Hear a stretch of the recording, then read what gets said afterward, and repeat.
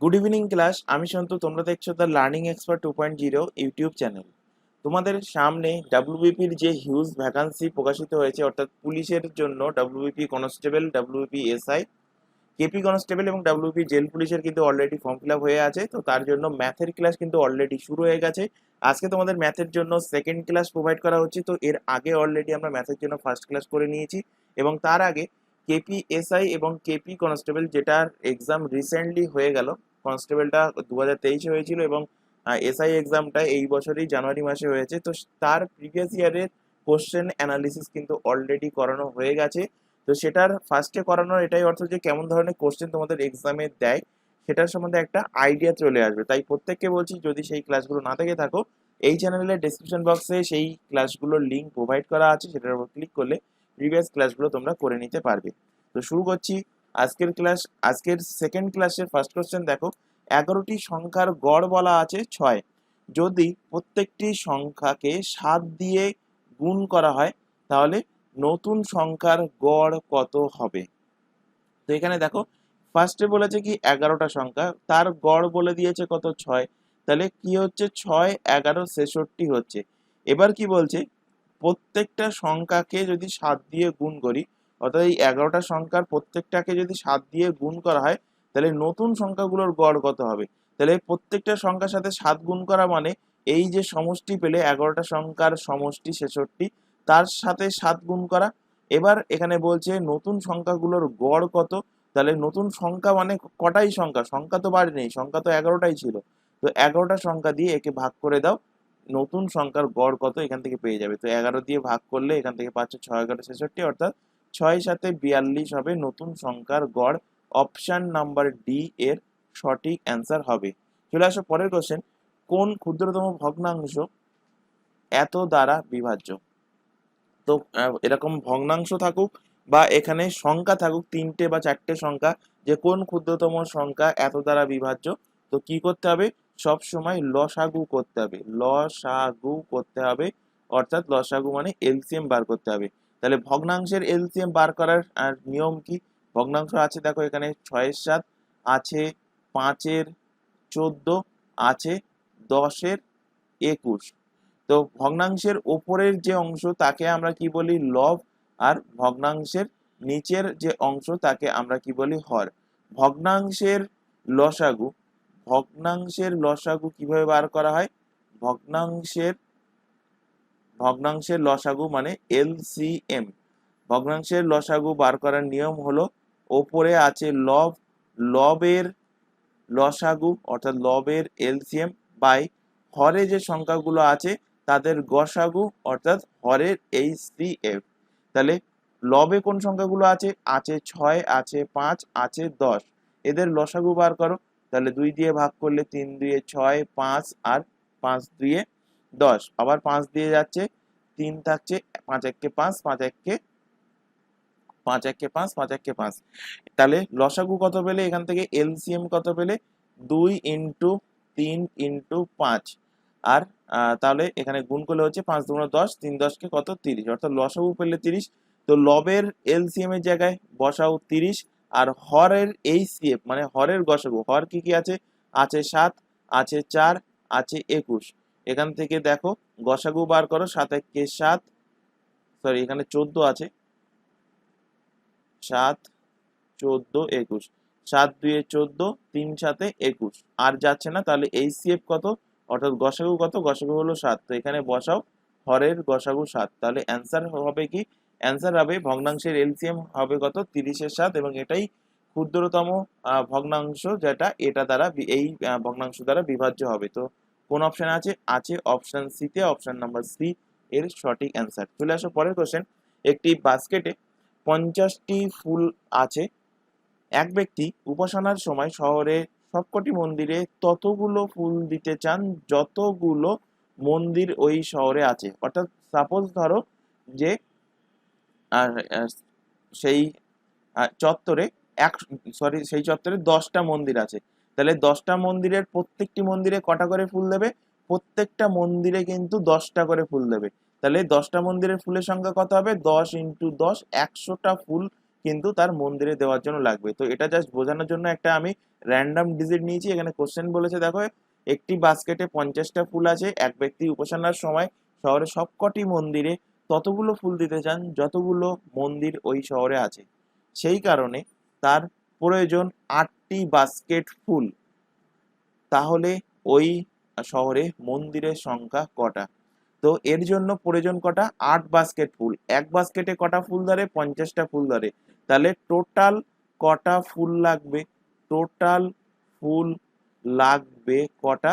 Total full লাগবে 8 into 50, 50টা কত? 40, মানে 400টা ফুল কিন্তু তার লাগবে।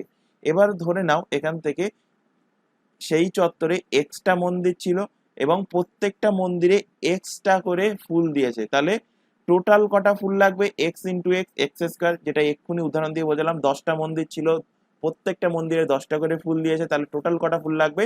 10 ইন্টু 10, মানে 100টা ফুল লাগবে। অর্থাৎ এক্স ইন্টু এক্সটা ফুল লাগবে এবং সেই টোটাল ফুলটাই দেখো এখানে কোশ্চেনে বলেই দিয়েছে, যেটা আমরা বার করেছি 400টা।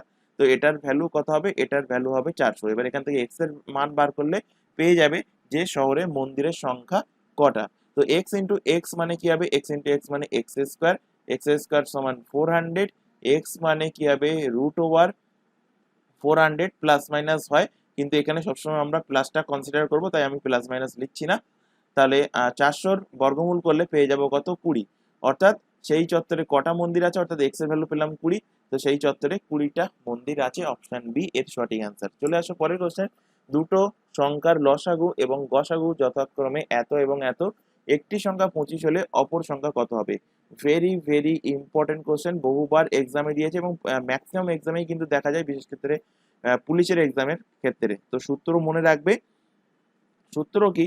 দুটো সংখ্যার গুণফল বা সংখ্যাদ্বয়ের গুণফল সমান সংখ্যাদ্বয়ের সংখ্যাদ্বয়ের গুণফল সমান লসাগু লসাগু ইন্টু গসাগু।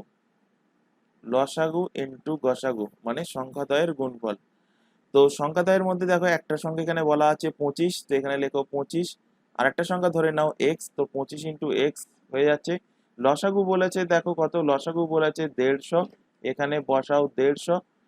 গসাগু বলেছে দেখো 5, তো এখানে বসাও 5। তো এখান থেকে এক্স এর ভ্যালু পেয়ে যাচ্ছ কিভাবে?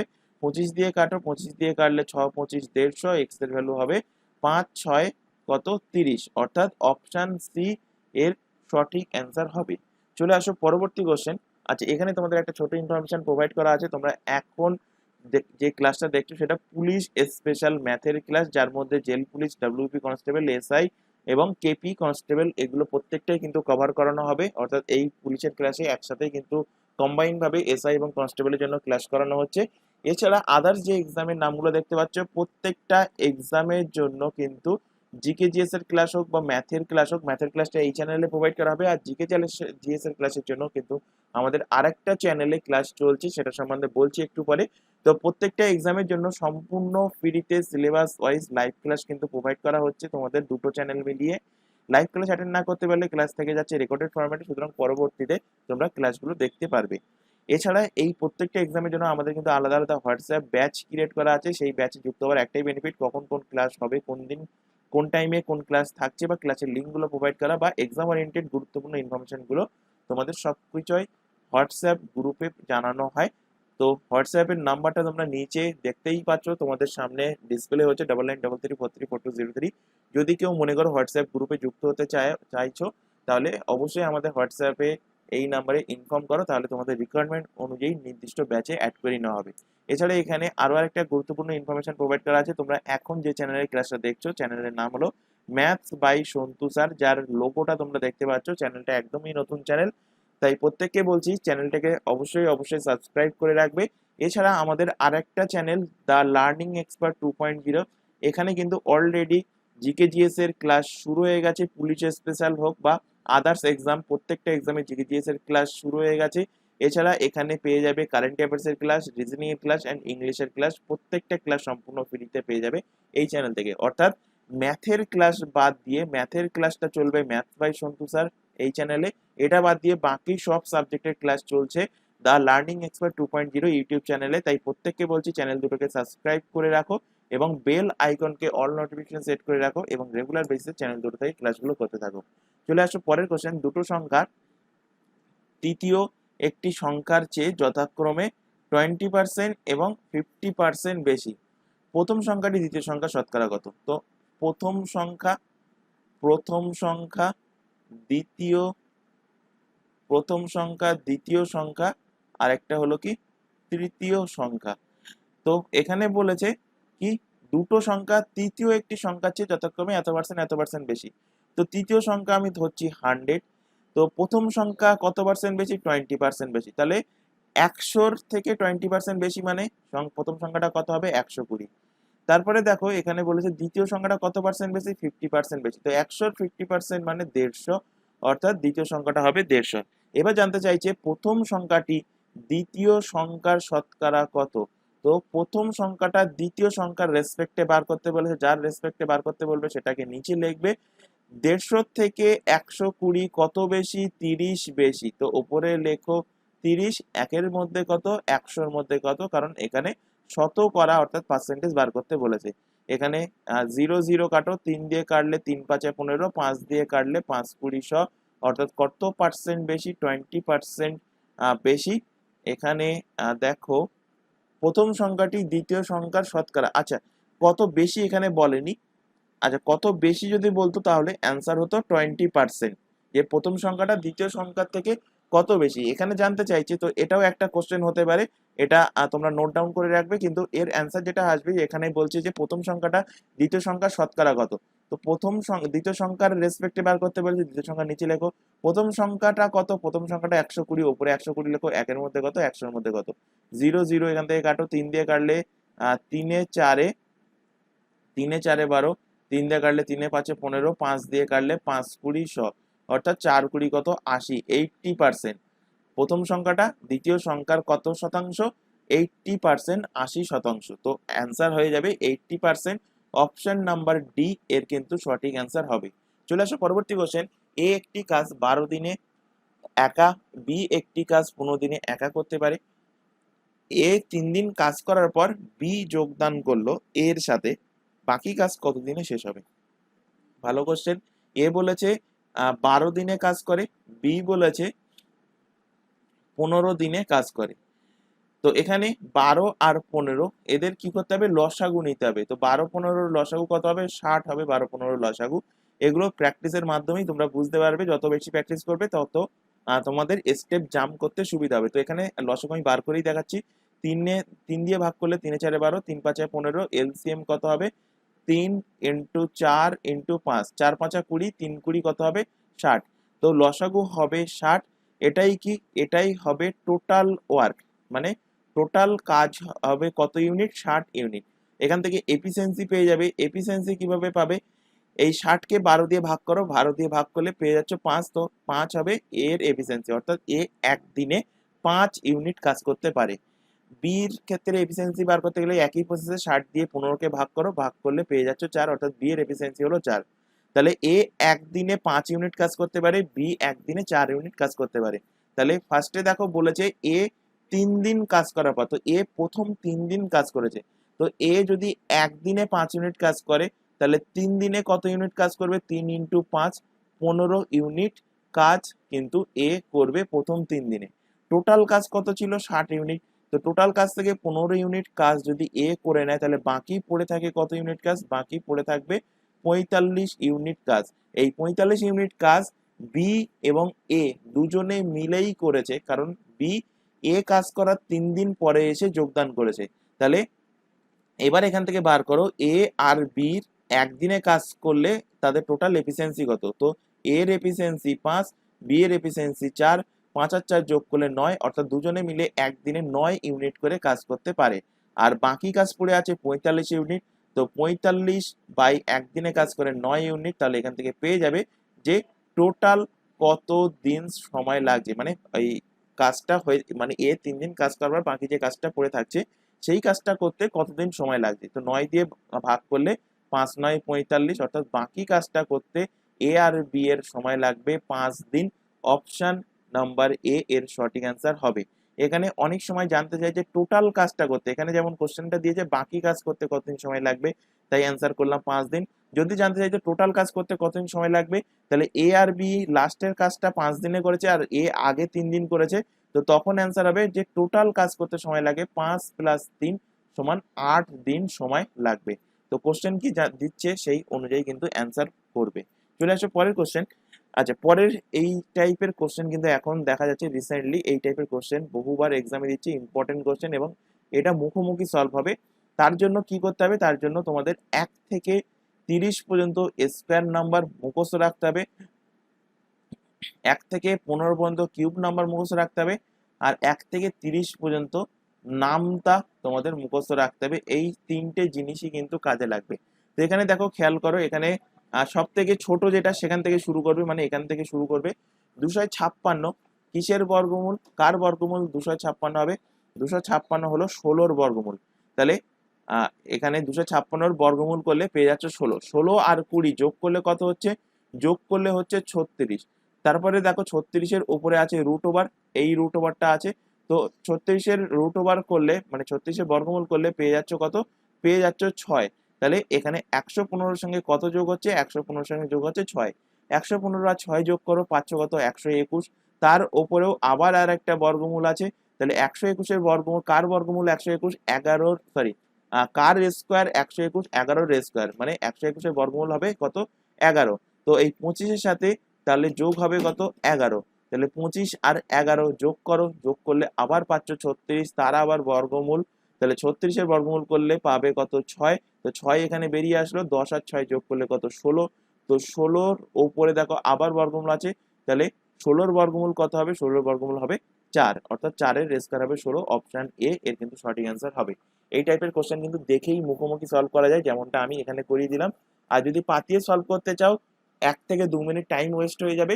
তো বাড়িতে প্র্যাকটিস এখন এই লেভেলে করো, যাতে করে মুখোমুখি যেমন ভাবে দেখিয়ে দিলাম সেইভাবে তোমরা সলভ করতে পারো। চলে আসো পরের কোশ্চেনে। বার্ষিক কত শতাংশ সরল সুদের হারে 2,500 টাকা 2 বছরের সুদ 500 টাকা হবে? তো ইজি কোশ্চেন, সেই একটাই সূত্র, সরল সুদের সুদ ইকুয়াল টু আসল ইন্টু সময় ইন্টু সুদের হার বাই 100। পিটিআর, পি মানে আসল, টি মানে সময়, আর মানে সুদের হার, আই মানে ইন্টারেস্ট অর্থাৎ সুদ।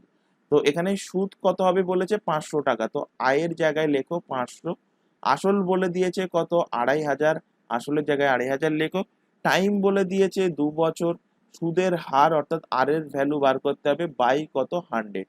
এবার এখানে দেখো এখানে 500, 500 কেটে দাও, 500 5 দিয়ে কাটলে হবে 2500, আর এখানে 5 দিয়ে কাটো, 5 দিয়ে কাটলে 5 20 2 দিয়ে কাটো, 10 2 20, তাহলে আর এর ভ্যালু কত পাচ্ছ, কোনাকুনি গুণ করলে 10%, অর্থাৎ সুদের হার হবে 10%, অপশন এ এর সঠিক অ্যান্সার। চলে আসো পরের কোশ্চেন। একটি ঘড়ি প্রতি ঘন্টায় 1.5 মিনিট করে ফাস্ট হয়ে যায়, অর্থাৎ সাপোজ ধরো এখন 12টা বাজে, 12টার সময় ঘড়ির টাইম ঠিক আছে, যখন 1টা বাজবে সে কিন্তু 1.5 মিনিট ফাস্ট হয়ে যাবে, মানে 12টা তখন তার টাইম দেখাবে, মানে তখন যখন অ্যাকচুয়াল টাইম 1টা বাজা উচিত তখন 1.5 মিনিট ফাস্ট হয়ে যাবে, মানে 1টা বেজে 1.5 মিনিট হবে। আবার একইভাবে 2টোর সময় আরো আবার 1.5 মিনিট ফাস্ট হয়ে যাবে, তাহলে কত 1.5 মিনিট বাড়লো, 1.5 মিনিট এখানে বাড়লো আর 1.5 মিনিট এখানে বাড়লো, মানে টোটাল বেড়ে যাচ্ছে 3 মিনিট। তাহলে 2টোর সময় যখন অ্যাকচুয়াল 2টো বাজা উচিত তখন টাইম দেখাবে সেই ঘড়িটা 2টো বেজে 3 মিনিট। তো সেটাই এখানে বলেছে। তো এখানে বলে দিয়েছে দেখো, দুপুর 12টার সময় ঘড়িটাকে যদি সঠিক সময়ের সাথে মিলানো হলো, সকাল 4টের সময় ঘড়িটিতে কটা বাজবে? তাহলে দুপুর 12টা থেকে সকাল 4টে, দুপুর 12টা থেকে পরের দিন সকাল 4টে, এর মাঝে টাইম ইন্টারভ্যাল কত? তো এখান থেকে হিসেব করো, 12টার পরে 1টা 2টো 3টে 4টে 5টা 6টা 7টা 8টা 9টা 10টা 11টা 12টা, 1টা 2টো 3টে 4টে, হাতে আঙুলেই গুনে নেবে। তো পেয়ে যাবে কত ঘন্টার ইন্টারভেল, 16 ঘন্টার ইন্টারভেল। তো এই 16 ঘন্টায় প্রত্যেক ঘন্টায় 1.5 মিনিট করে বাড়ছে, তাহলে কত মিনিট বাড়লো, 16 ইন্টু 1.5 মিনিট, তাহলে কত মিনিট বাড়ছে এখান থেকে পেয়ে যাবে এখান থেকে পয়েন্ট তুলে দাও, নিচে চলে আসলো 10, 5 দিয়ে কাটো, 3 5 15, 5 2 10, 2 দিয়ে কাটো, 8 দিয়ে 16, অর্থাৎ 24 মিনিট কিন্তু টাইম ফাস্ট হয়ে যাবে। জানতে চাইছে এখানে সকাল 4টের সময় ঘড়িটিতে কটা বাজবে। তো 24 মিনিট যদি ফাস্ট হয়ে যায় তাহলে সকাল 4টের থেকে 24 মিনিট ফাস্ট হবে। তো সকাল 4টে বেজে 24 মিনিট কিন্তু টাইম দেখাবে সেই ঘড়িটা, অর্থাৎ 4টে 24, 4টে 24 AM টাইম দেখাবে, যেটা আছে অপশন এ তে। অপশন এ এর সঠিক অ্যান্সার। চলে আসো পরের কোশ্চেন। যদি 2 ডজন আপেলের ওজন 3 কিলো 600 গ্রাম হয়, তবে 3টি বাক্স যার প্রতিটির ওজন 26 কিলো 250 গ্রাম, তাতে কতটা আপেল ধরে? তো কোশ্চেনটা ভালো কোশ্চেন। এখানে বলেছে যে 3 কিলো 600 গ্রাম আপেল হয় 2 ডজন আপেলের দাম। তো 2 ডজন মানে 1 ডজন মানে কি? ডজনের শব্দের অর্থ কি? ডজন মানে 12টা। তাহলে 2 ডজন মানে কটা হবে? 24টা। 2 ডজন মানে কটা? 2 ডজন। 2 ডজন মানে 12 ইন্টু 2, কটা আপেল? 24টা আপেল। তো এখানে বলেছে দেখো 3 কিলো 600 গ্রাম। তো 3 কিলো 600 গ্রাম মানে 3.6 কেজি বলতে পারি। তো 3.6 কেজি আপেল হবে। 3 কেজি 600 গ্রাম আপেলে কটা আপেল হবে? তো 3 কেজি 600 গ্রাম আপেল মানে আপেলের সংখ্যা হবে 24টা। এখান থেকে বার করো যে 1 কেজি আপেল মানে কটা আপেল হচ্ছে। তো 24/3.6, 24/3.6। আর এখানে বলে দিয়েছে যে 26 কিলো 250 গ্রাম। 26 কিলো 250 গ্রাম এটা কটা বাক্সে ধরছে সেটা আমি পরে হিসাব করছি। তো 26 কিলো 250 গ্রাম এটার ওজন, এই ওজন যদি হয় তাহলে টোটাল কতগুলো আপেল হচ্ছে সেটা আগে ফার্স্টে বার করে নাও। তো 26 কিলো 250 গ্রাম মানে 26.250 কেজি আপেল মানে কটা আপেল হচ্ছে এটা প্রথমে বার করো। তো 24/3.6 ইন্টু 26.250। তো এখান থেকে পয়েন্ট উঠে গেল, নিচে চলে আসলো 1000, এখান থেকে পয়েন্ট উঠে গেল, ওপরে চলে গেল 10, এখান থেকে 0, এখান থেকে 0 কেটে গেল, একটা 0, এখানে আরেকটা 0 কেটে গেল। এবার এখান থেকে কাটাকুটি করো, 12 দিয়ে কাটো, 12 2 24, 12 দিয়ে কাটলে 3 12 36। আর তারপরে এখানে দেখো এখানে 2 দিয়ে কাটো, 2 দিয়ে কাটলে 5 2 10, 5 দিয়ে কাটো, এখানে 5 দিয়ে কাটলে 5 5 25, এক থাকছে 2, 5 দিয়ে 10, 5 5 25। তারপর এখানে 3 দিয়ে 3 দিয়ে যাচ্ছে, 3 দিয়ে কাটো, 3 1 3, 2 থাকছে, 3 7 21, 1 3 5 15, 175টা হবে আপেলের সংখ্যা। 26 কিলো 250 গ্রাম আপেল মানে 175টা আপেল হবে। এবার বলছে যে 3টি বাক্সে যার প্রতিটি ওজন এত এত কিলো। তো 3টে বাক্স প্রত্যেকটার ওজন এত এত কিলো। তাহলে একটা বাক্স, এটা আমি যেটা বার করেছি, এটা একটা বাক্সে কটা আপেল ধরবে সেটা আমি বার করেছি। তাহলে 3টে বাক্সেতে কটা আপেল ধরবে? 3টে বাক্সে আপেল ধরবে 3 ইন্টু 175। তো 3 আর 175 গুণ করলে হবে 525টা। অর্থাৎ কতগুলো আপেল ধরবে? 525টা আপেল ধরবে। অপশন ডি এর সঠিক অ্যান্সার হবে। যদি একটা বাক্সে জানতে চাইতো তখন অ্যান্সার করতাম 175টা। আর এখানে বলেই দিয়েছে যে 3টে বাক্সে প্রত্যেকটাতেই 26 কিলো 250 গ্রাম করে আপেল আছে, অর্থাৎ প্রত্যেকটাতেই 175টা করে আপেল আছে। তো টোটাল আপেলের সংখ্যা হবে 525। চলে আসো পরের কোশ্চেন। এক ব্যক্তি তার স্বাভাবিক বেগের 3/4 বেগে সাইকেল চালিয়ে গেলে স্বাভাবিক সময়ের থেকে 25 মিনিট দেরিতে অফিসে পৌঁছান। স্বাভাবিক বেগে তার অফিসে পৌঁছানোর সময় কত? অর্থাৎ এখানে একটা বেগ বলেছে কি স্বাভাবিক বেগ, আরেকটা বলেছে এখন বর্তমান বেগ, ধরে নিচ্ছি বর্তমান বেগ। তো স্বাভাবিক বেগ কত বলেছে? এক ব্যক্তি তার স্বাভাবিক বেগের 3/4 বেগে সাইকেল চালিয়ে যাচ্ছে। তো স্বাভাবিক বেগের আমি ধরে নিচ্ছি স্বাভাবিক বেগ এক্স, আর বর্তমান বেগ কি? এক্স এর 3/4। তো এক্স এর 3/4 লিখলাম। তাহলে এখান থেকে আমি রেশিও পেয়ে যাব। তো রেশিও যখন হচ্ছে তো এক্স আর এক্স কেটে যাবে, 4 এই সাইডে চলে আসলো, তো রেশিও পেয়ে যাচ্ছে 4:3। অর্থাৎ স্বাভাবিক বেগ যদি 4 ইউনিট হয়, বর্তমান বেগ হবে কত? বর্তমান বেগ হবে 3 ইউনিট। তাহলে এটা যে রেশিওটা পেলে সেটা কার রেশিও? স্পিডের রেশিও। স্পিডের রেশিওকে যদি আমি উল্টে দেই তাহলে আমি পেয়ে যাই কি? আমরা পেয়ে যাই টাইমের রেশিও। অর্থাৎ টাইমের রেশিও কি হবে? 3:4 হবে টাইমের রেশিও।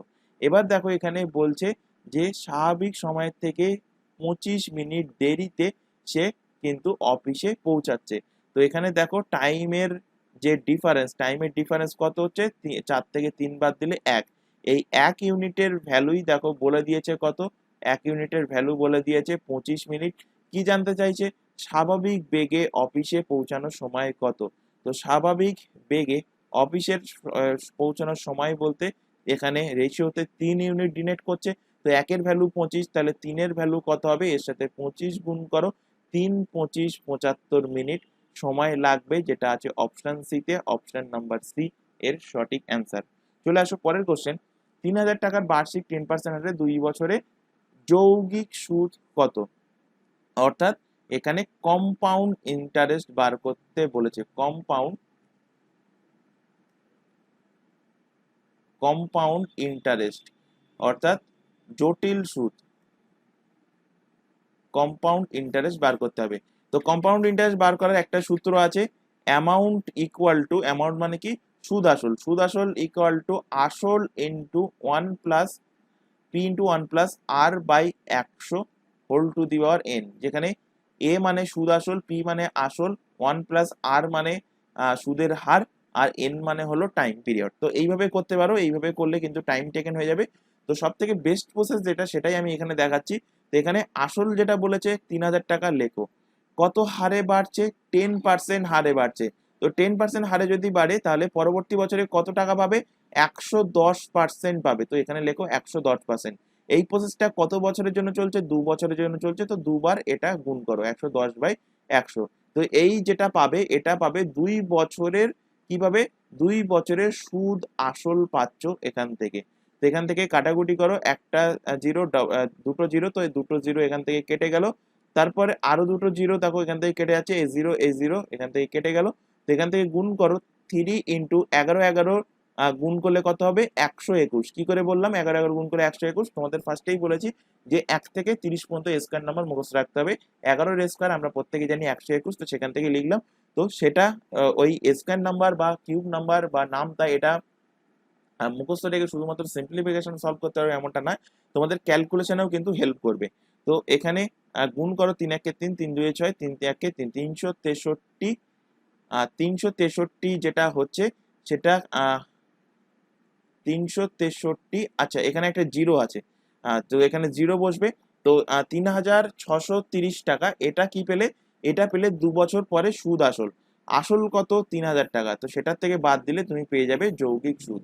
তো 3630 থেকে বিয়োগ করে দাও আসল টাকাটা, আসল টাকা 3000। তাহলে পড়ে থাকছে কি? পড়ে থাকছে সুদ। তাহলে সুদ কত টাকা? সুদ হলো 630 টাকা। অপশন বি এর সঠিক অ্যান্সার হবে। চলে আসো পরবর্তী কোশ্চেন। এর 40% এর মান বি এর 60% এর মান যদি এক হয়, অর্থাৎ কি বলেছে? এর মতো ইজি কোশ্চেন হয় না। বলেছে এ এর 40% ইকুয়াল টু বি এর 60%। বলে দিয়েছে এ ইস টু বি এর ভ্যালু বার করতে বলেছে। যখন এই টাইপের কোশ্চেন থাকবে তোমরা এখানে পার্সেন্টেজ লিখবে না, বা 40/100 এটাও লিখবে না, কারণ পার্সেন্টেজ সমানে দু সাইড থেকে কেটে যাচ্ছে। 0 0 এখান থেকে কেটে গেল। তো এখানে এ বাই বি সমান কি থাকছে? 6/4।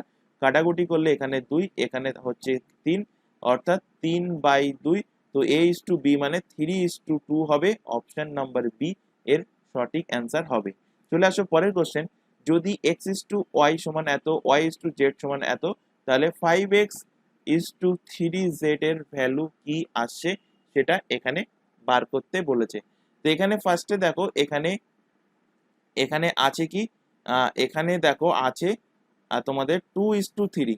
তো 2 x ইস টু y মানে 2:3। তো এখান থেকে ফার্স্টে এক্স ওয়াই আর জেড এর রেশিওটা বার করে নাও। কিভাবে বার করবে? এক্স এর নিচে লেখো 2, ওয়াই এর নিচে লেখো 3, তারপর জেড এর নিচে লেখো 4, আর সরি অ এর নিচে লেখো 4 আর জেড এর নিচে লেখো 5, এইভাবে লিখে নিলে। এবার 4 এর বাম সাইডে, এই 4 এর বাম সাইডে ফাঁকা স্থান আছে তো সেখানে বসিয়ে দাও 4, 3 এর ডান সাইডে ফাঁকা স্থান আছে সেখানে বসিয়ে দাও 3। এবার দেখো এই কলাম বরাবর কোনো সংখ্যা কমন থাকছে কিনা।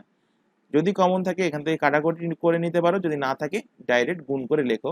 তো এখান থেকে দেখো কোনো সংখ্যা কমন নেই, তো 4 2 8, 3 4 12, 3 5 কত হবে 15। তো এটাই হবে x:y:z এর রেশিও। এবার এখানে বলেছে যে 5x আর 3z, তো x এর রেশিও কত পেলে 8, তো 5x মানে 5 × 8 আর 3z বলতে z এর ভ্যালু কত পেয়েছো 15, তো 3 × কত হবে 15। তো 5x 3z এখানে লিখলে দেখো কাটাকুটি যাচ্ছে কিনা, 5 আর 5 এখানে কাটছে, 3 এখানে কাটছে কত 5 কাটলো আর এখানে 3 5 15, তো এখানে থাকছে 8 আর ওদিকে থাকছে 3 3 9, 8:9 এর সঠিক অ্যান্সার হবে অপশন এ এর কিন্তু কারেক্ট অ্যান্সার। চলে আসো পরবর্তী কোশ্চেন। এক ব্যবসায়ীর 3 প্রকার চিনি আছে।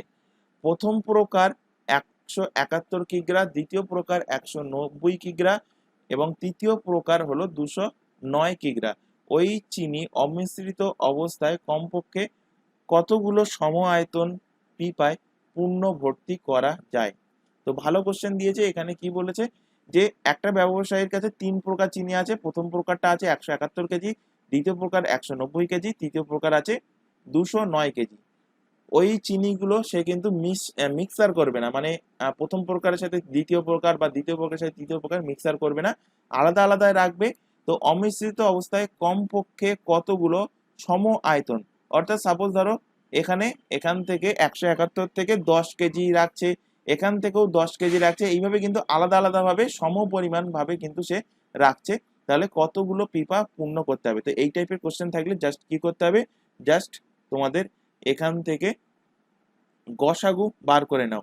তো ফার্স্টে 171, 190 আর এখানে আছে কত 209, এই তিনটে সংখ্যার গসাগু বার করো। তো দেখো যাচ্ছে এটা 19 দিয়ে, 19 9 171, 19 10 কে 190 আর আর 19 11 হবে কত, 19 11 হবে 209, অর্থাৎ গসাগু কত পেলে এখান থেকে, গসাগু পেলে এখান থেকে 19, কারণ এখানে আর ভাগ যাচ্ছে না। এবার দেখো পিপার সংখ্যা কটা হবে, পিপার সংখ্যা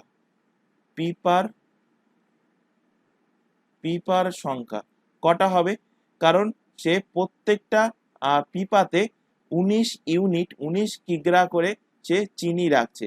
তো 19 কিগ্রা চিনি যদি রাখে তাহলে 171 কিগ্রা চিনি আছে, 19 কিগ্রা করে যদি এক একটা পাত্রে রাখে তাহলে কটা পাত্র হবে এখান থেকে পেয়ে যাবে।